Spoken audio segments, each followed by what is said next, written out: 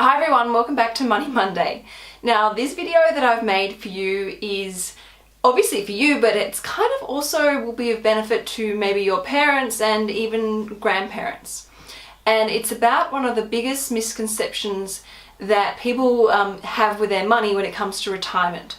Some people think that when they, have their last day of work and, commence their, retirement phase of their life, that they should put all their money into cash or, term deposits, sort of very conservative fixed interest investments because, they don't have a salary anymore and they've got to be really conservative with their money so that it lasts, as long as possible. And yes, there is an element of that which is most definitely correct. But gone are the days where, our life expectancy was in our 70s and our, retirement was only between 5 and 10 years long. With modern technology and research and development, our life expectancy is a lot longer. And realistically, if we retire at age 65, we're most likely going to have a 20 or 25 year retirement. Now, if you were to put all your investments or all your money into a very conservative investment portfolio of cash and fixed interest investments, that would work and keep everything nice and safe for the short term.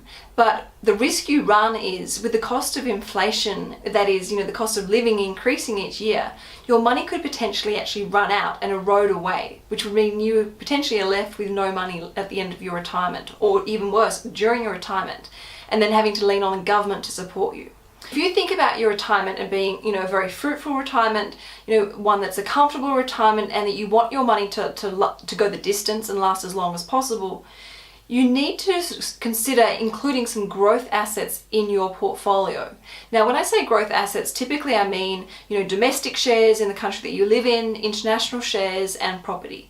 They're considered assets that, yes, are very volatile over the short to medium term, but history shows that the returns from these investments actually exceed or outperform the more conservative investments from things like, cash and fixed interest and term deposits and, corporate and government bonds.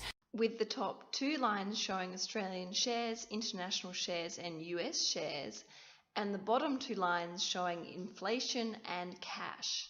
So it is really important that if you are planning on having a very long and healthy and enjoyable retirement, you've got to make sure your money lasts. And the way of doing that is including a certain amount of growth assets in your portfolio.